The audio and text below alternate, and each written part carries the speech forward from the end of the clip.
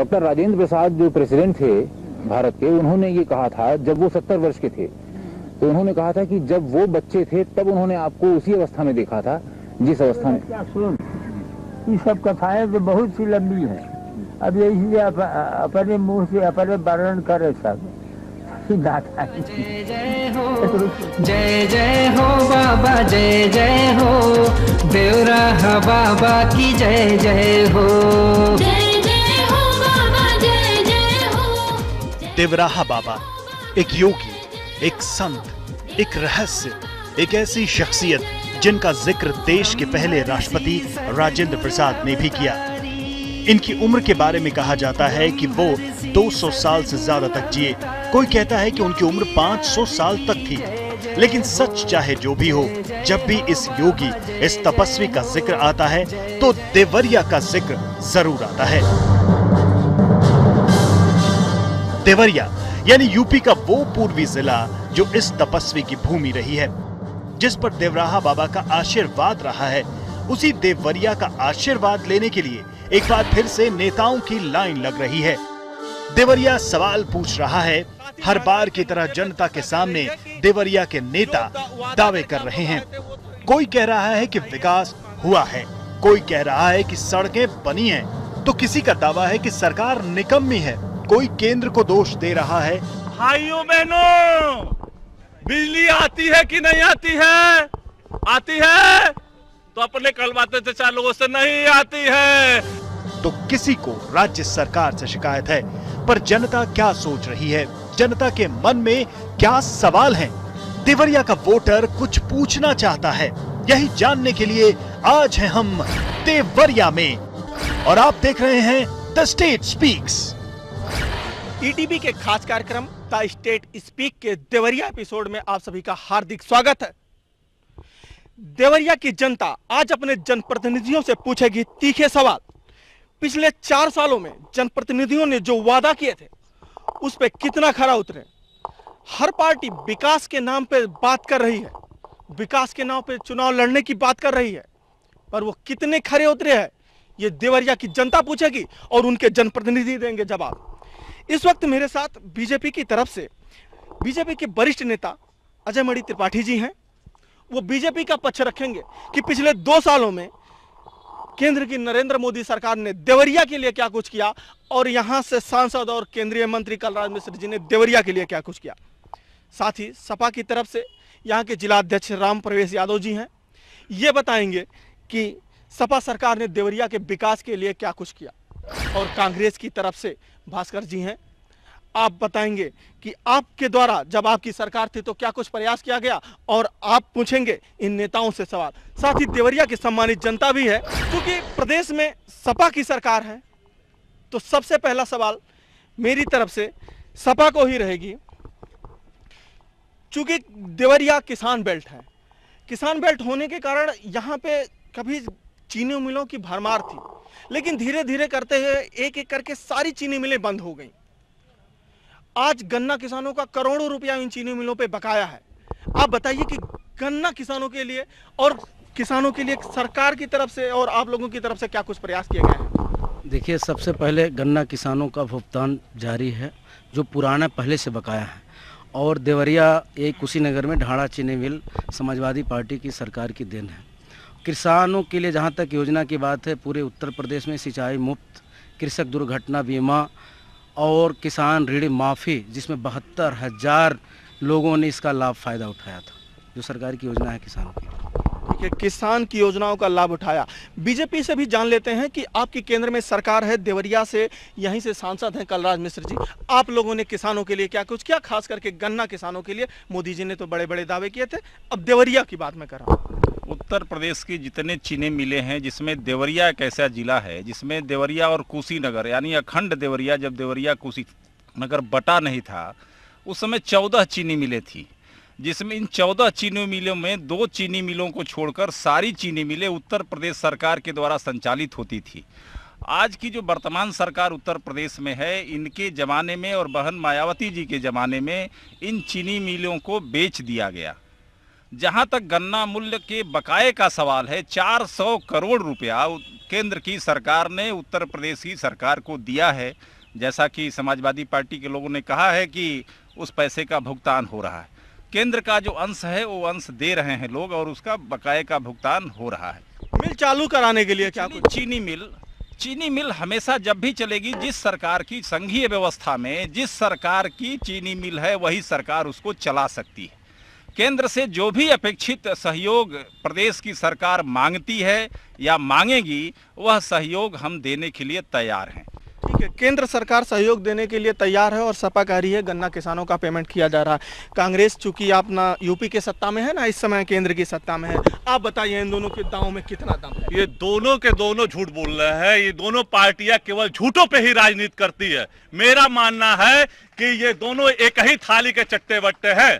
कांग्रेस ने जब कांग्रेस की सरकार थी तो कैसे भी किसानों का भला सोचती थी। 72,000 करोड़ रुपया किसानों का माफ हुआ और 72,000 करोड़ के साथ किसान शुगर मिल चलाने के लिए केंद्र सरकार से पैसा मुहैया कराया गया था। उनका भुगतान करके किसी भी तरह उनको ऋण देकर और कैसे भी मिलों को चालू कराने का काम कांग्रेस ने किया। और कांग्रेस को, ये कांग्रेस की जब से सरकार नहीं है, ये चाहे वो बीएसपी की सरकार हो, चाहे सपा की गवर्नमेंट हो, चाहे वो बीजेपी की उत्तर प्रदेश में गवर्नमेंट रही हो, दोनों ने औने पौने दाम में और मिलों को बेचने का काम किया और किसानों को आत्महत्या करने पे मजबूर किया। यही इनकी सरकार है, चाहे वो कैसे भी बात कर ले। और अच्छी और डमरू बजाने वाले, हम कॉलेज में पढ़ने, स्कूल में बच्चे पढ़ने जाते हैं, अपना स्कूल छोड़ के डमरू बजाने वाले के आगे पीछे घूमते हैं और निकलता क्या है आप जानते हैं। यही इनका काम है। कांग्रेस ने इन दोनों नेताओं की बातों को बिल्कुल बुरी तरीके से खारिज कर दिया है। जनता के बीच चलते हैं और जनता से पूछेंगे। नहीं, ये तो बात सही है कि सपा अगर चाह दे तो एक दिन में भुगतान हो सकता है। बीजेपी थोड़ा बहुत प्रयास कर रही, थोड़ा बहुत अगर करना चाहती तो 2 साल के दिन हो गए इनके सत्ता में, सबके सब भुगतान हो गए होते। लेकिन सपा हो, भाजपा हो, कांग्रेस एक दूसरे ऊपर दोष आरोपित करते हैं, ना कि जनता की कोई इनका लेना देना है। ऐसा है कि हमारे प्रतिनिधि लोगों ने अपनी अपनी सरकार के बारे में बताई। अभी कांग्रेस के भाई मुकुंद जी ने कहा है कि दोनों लोग जो है गड़बड़ कर दिए। मैं आपसे पूछना चाहता हूं कि 60 साल तक आप इस देश में राज किए और आपके ही जब केंद्र में सरकार थी तब देवरिया जिले की चीनी मिलें बेची गई। आपने उसमें कौन सी कार्रवाई की? आपने रोकने का कौन सा ऐसा प्रयास किया? हमारे वो वरिष्ठ नेता हैं भाजपा के, लेकिन मैं उनकी बातों को बताना चाहता हूं कि जानकारी के लिए कि उस समय उत्तर प्रदेश में कांग्रेस की सरकार नहीं थी और कांग्रेस की सरकार जहां भी रहे, कांग्रेस हमेशा किसान हित में काम करती है और किसानों के लिए करती है। देवरिया की एक जो दूसरी सबसे बड़ी समस्या है वो समस्या है बाढ़ की।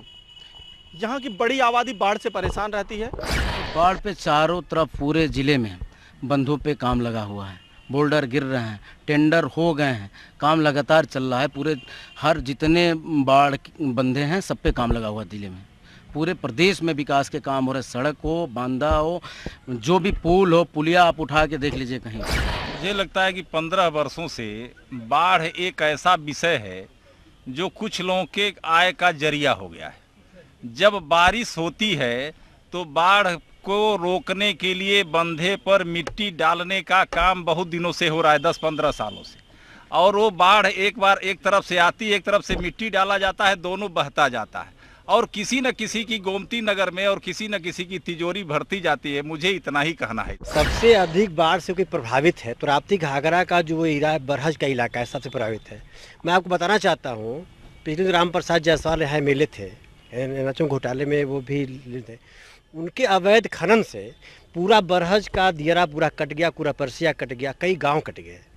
मैं आपको बताना चाहता हूं कि बाढ़ पे अखिलेश यादव जी उन्हीं का परिवार में आए हुए थे। उन्होंने कहा था, समाजवादी पार्टी के युवा नेता पीडी तिवारी भी साथ में थे, उन्होंने कहा था कि पूरा परसिया को बचाने की बड़ी परियोजना हम लॉन्च करेंगे।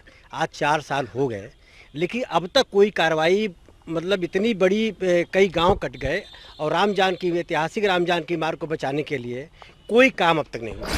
राम जानकी मार्ग समाजवादी पार्टी की सरकार 2012 में बनी, आज 2 साल पहले पूरा होकर काम पूरा हो गया। राम जानकी मार्ग का पूरा रोड और पूरे बंधे पे काम लगे हुए हैं। मैं सहमत नहीं हूं। सपा सरकार के जितने भी अभी विकास के चाहे जितने भी और भी जितने दावे हुए हैं उससे मैं सहमत नहीं हूं कि ये 100% अपने आप को इम्प्लीमेंट करके और उसको फिलफिल कर रहा है। बाढ़ की जो समस्या है पूरा पूर्वी उत्तर प्रदेश में देवरिया फ्लड एरिया है और समाजवादी पार्टी की बसपा की सरकारें आज लगभग 15 वर्षों से इस प्रदेश में राज कर रही हैं और बाढ़ पर इनका कोई मास्टर प्लान नहीं है, उनका कोई कार्यक्रम नहीं है और पैसा लूटने का काम है। ड्रेनेज नालों के नाम पर शिवपाल यादव जी द्वारा बड़े बड़े कंपनियों को ठेके देते हैं।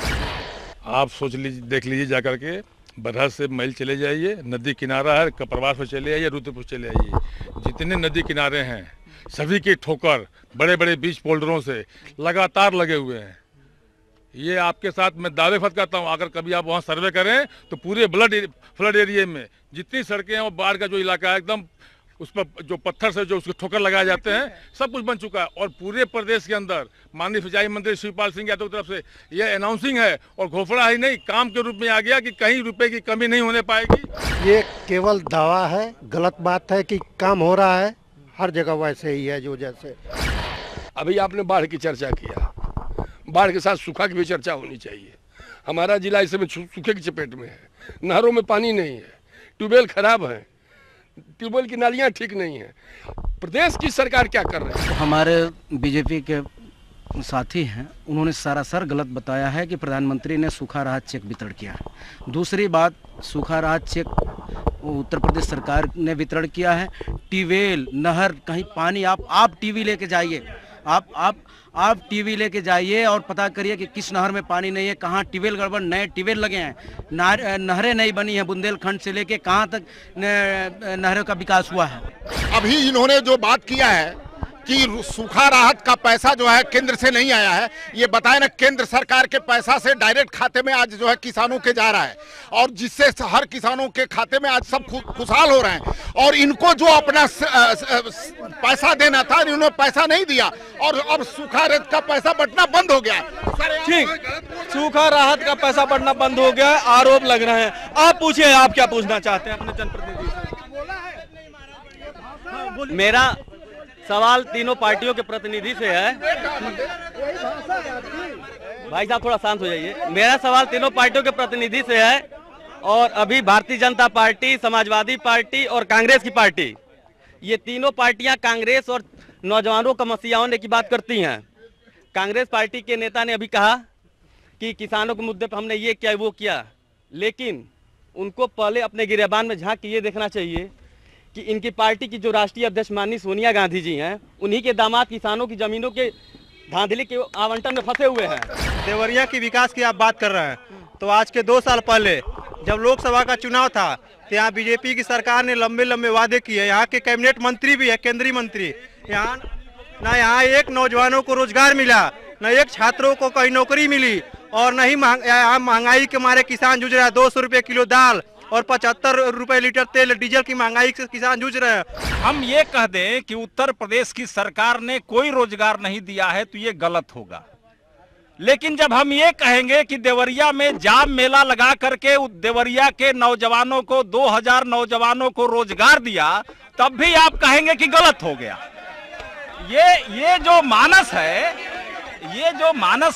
ये मानस गलत है। हमारे यहाँ से बीजेपी के वरिष्ठ नेता हैं, कैबिनेट मंत्री, उन्होंने एक कोई प्रोजेक्ट देवरिया के लिए लागू किया हो रोजगार संबंधित, चाहे जो भी इनके सब झूठे वादे हैं। आपने एक सवाल इसके पहले भी किया था, आपने प्रतिनिधि ने बताया था कि गन्ना किसानों के लिए मदद किया है। वो गन्ना किसानों की नहीं, मिल मालिकों की मदद की है प्रधानमंत्री मोदी जी ने। और जब से ये सांसद हुए 2 साल से सिर्फ घर घर कार्यकर्ताओं के मिठाई खाने का काम किया है और एक भी रोजगार लाने का काम नहीं किया है। और एक भी रोजगार जो अगर दे दिया हो, अभी हम भी मेला लगा के कहे कि ला भाई, कोई भी इतना बेरोजगारी है कि 10 लाख आवेदन आ जाएगा देवरिया से, जितनी संख्या है उतना आवेदन आ जाएगा, लेकिन एक रोजगार दिया हो तो मैं ये कांग्रेस की राजनीति छोड़ दूंगा अगर एक भी रोजगार। मैं पूछना चाहता हूं, केंद्रीय विश्वविद्यालयों में जब चुनाव आता है तो ये पिछड़ी जातियों को, अनुसूचित जातियों को, अनुसूचित जनजातियों को जोड़ने की बात करते हैं, लेकिन मैं पूछना चाहता हूं केवल 5% जो है ओबीसी और एसटी एससी का प्रतिनिधित्व है केंद्रीय यूनिवर्सिटियों में। पहला सवाल तो ये है कि भारत का संविधान जब लागू हुआ उसी समय 20% अनुसूचित जाति को पूरे देश में आरक्षण लागू हो गया, हर संस्थान और हर जगहों पर। मुझे लगता है कि हमारे साथी जानकारी अपनी दुरुस्त कर लें। और केंद्र के विश्वविद्यालयों में जो 27% उत्तर प्रदेश में है वो कुछ जगह लागू है, कुछ जगह नहीं लागू है, वो केंद्र की सरकार करेगी, उनका विषय है। जहाँ तक सवाल कांग्रेस और बीजेपी का है तो जो आरक्षण के लंबरदार रहे हैं वो भी केंद्र की सरकार में रहे, उस समय भी 5% रहा है। तो ये जानकारी अपनी सबको दुरुस्त करनी चाहिए। बिल्कुल संतुष्ट नहीं है रोजगार के दावे से। ये झूठ का मेला लगा, एक भी बच्चे को कोई रोजगार नहीं मिला। रोजगार मेला देवरिया में लगा था, मैं स्वयं गया था वहाँ। मेरे भी राम गुलाम टोला के लड़के रोजगार पाए हैं। उसमें लगभग 1200-1300 लोगों को रोजगार मिला है। ये हम आम जनता कह रही है। और ये क्या एक भी 1200-1300 लोगों को रोजगार मिला है? ऐसा है सर, मैं बताना चाहता हूँ कि देश में जब लोकसभा का चुनाव हो रहा था, प्रधानमंत्री जी ने पूरे देश में घूम घूम करके वादा किया था कि हर साल 10 करोड़ नौजवानों को मैं रोजगार दूंगा। यहाँ पर भारतीय जनता पार्टी के सांसद हैं, आज तक एक लोगों को रोजगार नहीं मिला। कहीं विकास का काम भारतीय जनता पार्टी के सांसद रोजगार नहीं मिला, रोजगार नहीं मिल रहा। आप बताइए रोजगार की क्या पोजीशन है? रोजगार का पोजीशन यही है कि हमारे देवरिया जिला में माननीय कैबिनेट मंत्री कलराज मिश्र जी मंत्री हैं और उन्होंने वादा किया था कि हम सांसद होंगे, मंत्री होंगे तो देवरिया के बेरोजगार लोगों को रोजगार देंगे, लेकिन एक सरासर झूठ है, किसी को रोजगार नहीं मिला। नहीं, इस समय तो सच्चाई तो खैर है ही नहीं है, ये तो सोचना कहना ही गलत है। अभी मैं समाजवादी पार्टी के अध्यक्ष जी हैं, एक चीज बता दे, 2 महीना पहले इन्होंने हर न्याय पंचायत में 5 पद निकाला और वो हमारे पास है, वो सब साक्ष्य है। 10-10 लाख रुपए दे करके जब ये खुला है तो इन्होंने रोक दिया, रोजगारों को देना बंद।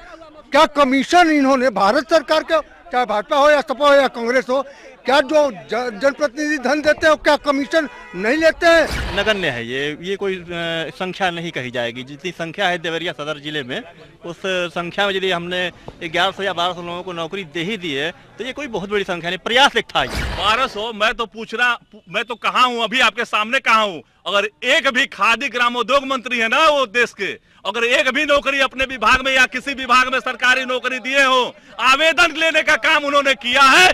जिले में शिक्षा मित्रों की भर्ती, विशिष्ट बीटीसी की भर्ती, हर विभागों में वैकेंसियां।